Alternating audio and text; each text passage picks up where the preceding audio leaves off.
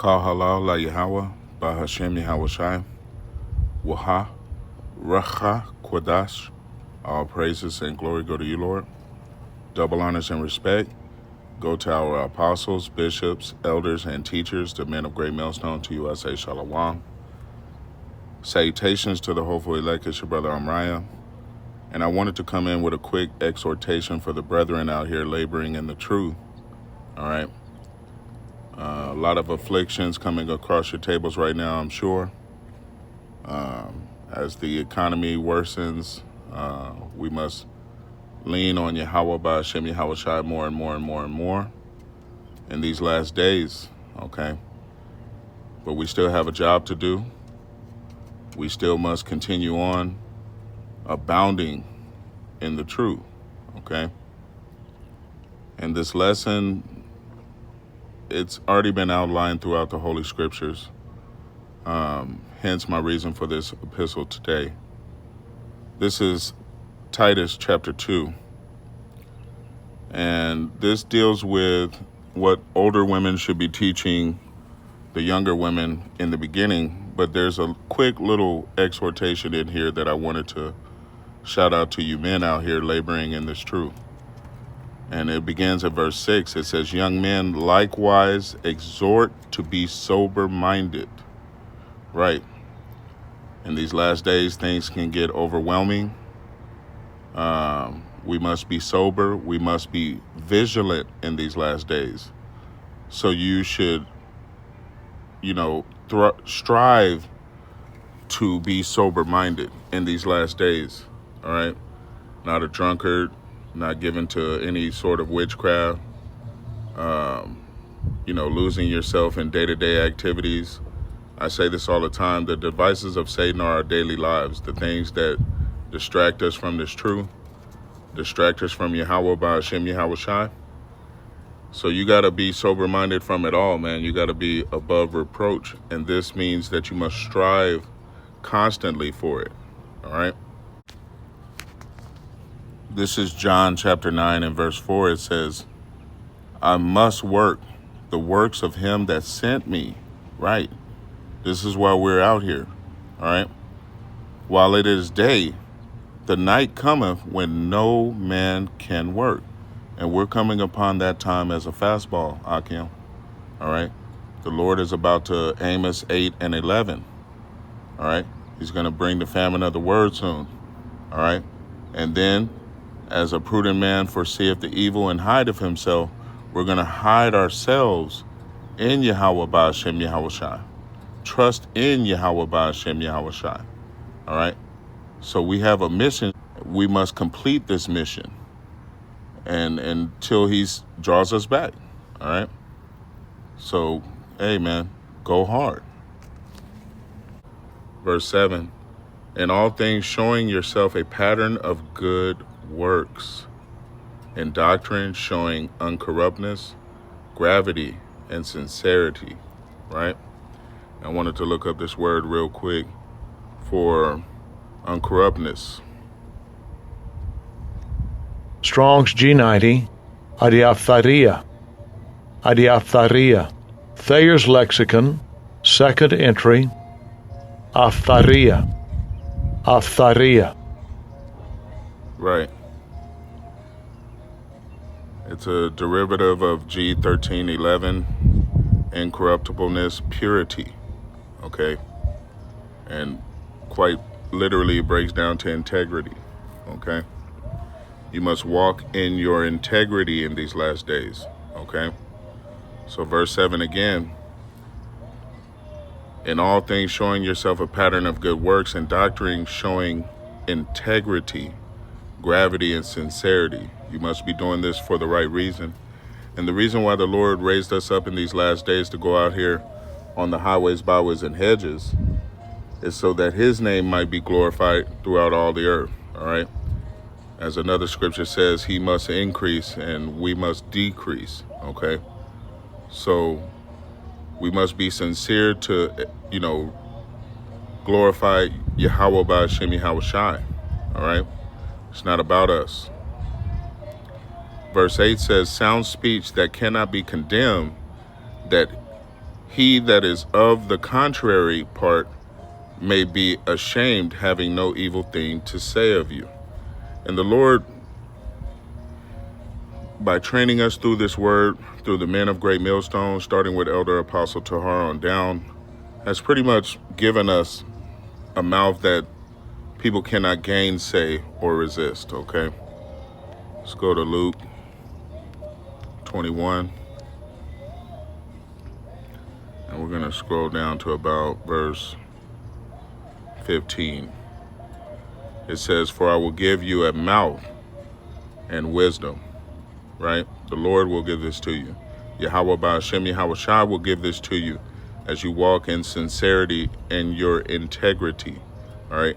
And we must walk in our integrity, all right? This is lamented in Psalms chapter 26 and verse 1, Psalms 26 verse 11, and Proverbs chapter 19 verse 1 as well. But I'll read some of these to you. Psalms 26 and 1. "Judge me, O Yahawah, for I have walked in mine integrity. I have trusted also in you, therefore I shall not slide," right? So you're constantly leaning on the Lord, all right, to walk in integrity, to be sincere. Psalms 26 and 11 says, "But as for me, I will walk in mine integrity. Redeem me and be merciful unto me." Right. All right. So the Lord is only giving wisdom and knowledge to those that walk in their integrity, that are sincere to glorify his name in these latter days. And this is the mission statement. All right. So though you might be going through many afflictions, tribulations, all right, the world is turning downright evil in these last days. We're truly in the valley of the shadow of death. So therefore, the only thing you can lean on that is going to keep you upright, that's going to keep you in your integrity, is Yahawah Ba'ashem Yahawashi. Proverbs 19 and verse 1, "Better is the poor that walketh in his integrity than he that is perverse in his lips and is a fool." Right. So this can only be done for the elect by Yahawah Ba'ashem Yahawashi. And he says it right here in Luke 21 and 15, "For I will give you a mouth and wisdom, which all your adversaries shall not be able to gainsay nor resist." And let's look up this word gainsay. All right. Strong's G 471. Antipon. Antipon.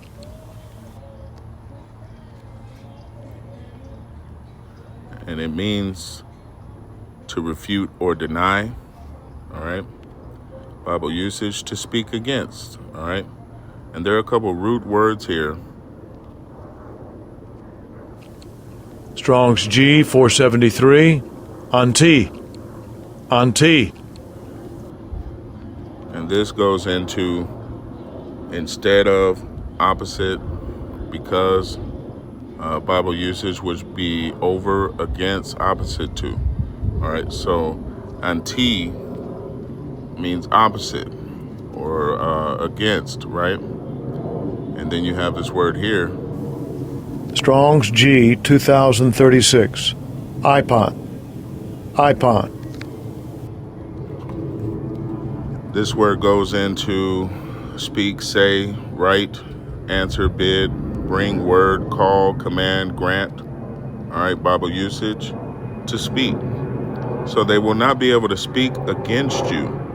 Or, Salakia, one moment while this aircraft goes over. So they won't be able to speak against you. All right, this is what it means to gainsay, or write against you, or come against this truth in any way, shape, or fashion. And we've seen many try. In these last days, you have these hirelings from the Christian community and other Muslim communities, etc., coming against the Hebrew Israelites and their doctrine, the true doctrine, all right? Because not everyone that is claiming to be a Hebrew Israelite is educated in these matters of the scriptures, all right? This is why we say the true apostles over all Israel come from Great Millstone, starting with Elder Apostle Tahar on down. This is where I have learned the truth. And they have trained us up in the scriptures to look up words, to study to show ourselves approved, that we can walk in integrity and sincerity to glorify YAHAWAH Shem YAHAWASHI. And in this mission, no one has been able to come against us or prove us wrong. All right. The Lord truly has given us words that no one can come against. All right. As long as we stay sincere and follow the path that has been laid down by the men before us who have been laboring in this truth. Okay. Now going back to Titus chapter 2 and verse 6 again, it says, young men likewise exhort to be sober, in all things showing yourself a pattern of good works. Right. You got to make your body a living sacrifice. All right. Don't worry about these other things going on around you, crumbling down upon you. In these latter days, go hard, man. Go hard for YAHAWAH Shem YAHAWASHI. A pattern of good works. All right. Put up your epistles. Go out on the highways, byways, and hedges. In your doctrine, study, man, to show yourself approved, that you cannot be corrupted or gainsayed. All right. Someone speak against you, say you're wrong, speak the opposite of to prove you wrong. All right. This is why you must study, to have gravity and sincerity. Verse 8, sound speech that cannot be condemned, that he, right, that he that is of the contrary part might be ashamed, having no evil thing to say of you. Right. We do nothing, giving no offense, that the ministry be not blamed. All right. So continue to walk in your integrity, man. Continue to abound in this truth. Continue to make your bodies a living sacrifice. Continue to go hard for YAHAWAH Shem YAHAWASHI. All right. Continue to walk in your integrity.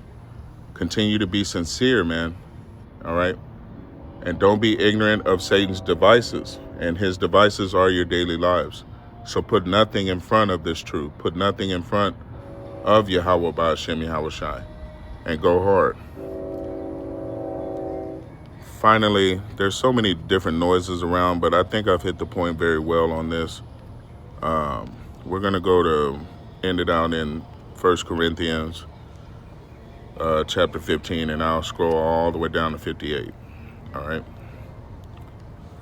Have it highlighted here. It says, therefore, my beloved brethren, be steadfast, unmovable. Steadfast, unmovable, always abounding in the work of YAHAWAH Shem YAHAWASHI. For as much as ye know that your labor is not in vain in YAHAWAH Shem YAHAWASHI. There truly is a reward at the end of this walk. All right. But this is a marathon. This is not a race. All right. And the spoils go to those that endure unto the end. All right. So keep going. Keep going hard for YAHAWAH Shem YAHAWASHI. Hopefully this has been edifying. Until the next time, shalom.